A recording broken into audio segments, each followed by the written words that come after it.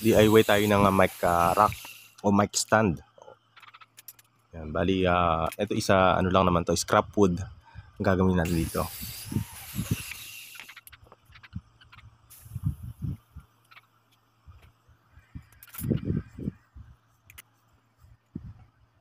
Bali ito, layout ko lang muna kung saan tayo magbabarena ng butas para doon sa ating mic.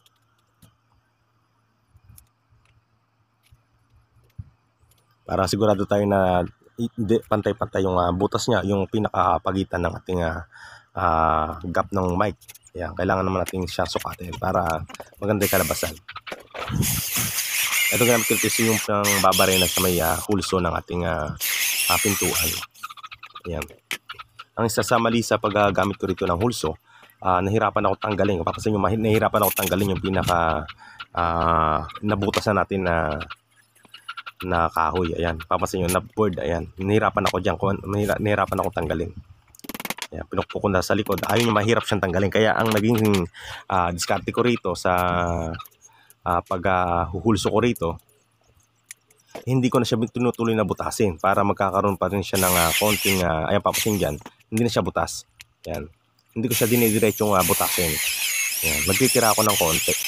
Yan, yan, ganyan ko siya, hindi ko siya dinidiretsong butasin. Ngayon babaliktarin ko siya, dito ko siya bubutasin ng na totally diretso. Basta pagka natanggal na siya, ayan, natatanggal na siya, meron na tayong hinahawakan sa gilid para matanggalan natin na maayos yung ating binutas.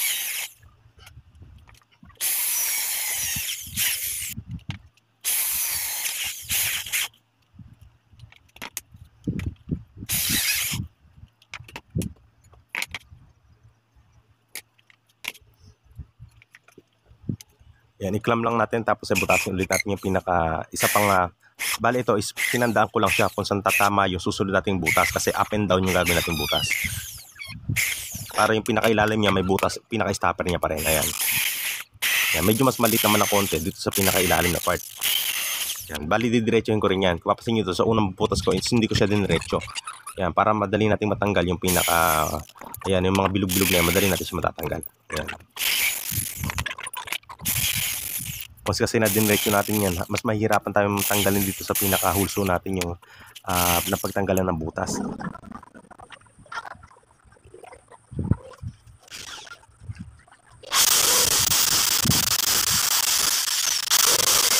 Yan, linisin lang natin lahat ng pinagbutasan.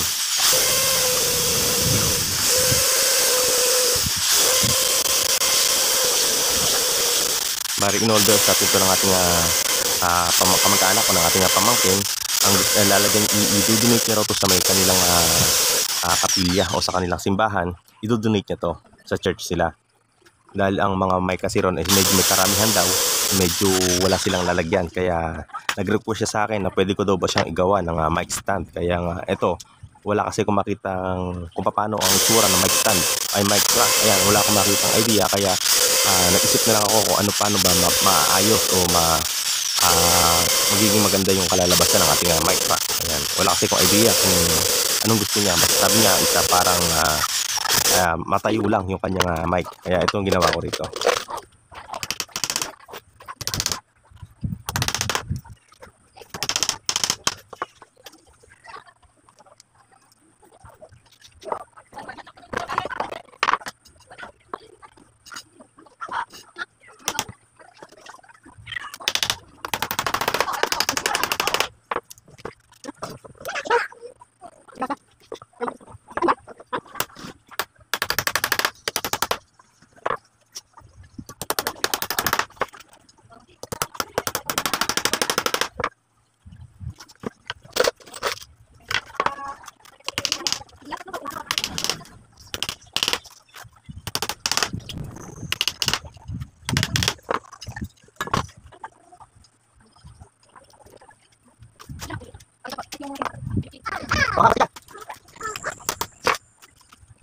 Ayan, ginawang puzzle ng baby ko yung mga butas-butas saka yung mga mga quiz natin kanina bilang butas yan. Ayan, kinuha niya at saka niya sinutulit ko sa ating ginagawa ng mic rack. Mahilig kasi siya sa mga puzzle. Sa portion na to, lalagyan ko pa to ng 1/4 na plywood. Ayan, para hindi, kaya ako binutas ng diretso yan para lang hindi tayo mahirapan sa paglilinis o pagliliha natin ng ating butas. Ginawa ko na nga lang dyan, tindiretso butas ko siya para malis natin siya maigi yung pinakabutas niya. Tsaka ko nila siya rito na nilagyan ng 1/4 na plywood pinaka-pangsalo dun. Meron tayo ditong DIY ng mic rack. Yan, ganito na nga lang ginawa natin dito sa mic rack na to. Lagyan ko siya dito ng butas. At the same time, meron din siyang butas sa ilalim para dito magiging stopper ng ating mic. Ito, dalawa kasi nga purpose ng mic natin. Ito, isa sa walang holder. Yung papasin nyo, wala siyang holder sa taas. Dito sa kabila, isa meron siyang holder. Yan, kapag may holder siya, ganito magiging itsura niya. Pagka nilagay natin dito sa ating mic rack. Ayan, hindi siya umaabot dito. Yan, kasi meron siyang holder dito. Pero pagka wala naman siyang holder, ito naman kabila. Yun. Yan. Nagsisilbi itong pinaka-stopper niya. Kasi pagka wala kasi tayo stopper dito, possible na nakaganyan siya or nakaganyan. Kaya nilagyan ko siya rito ng pinaka-stopper niya. Yan. Ganyan magiging itsura niya. Ayan, bali meron siyang 10 slot. Ayan. Ayan. Okay, shout out natin to sa may-ari. Ayan. Bali, wood finish yung ginawa ko dito. Wood finish.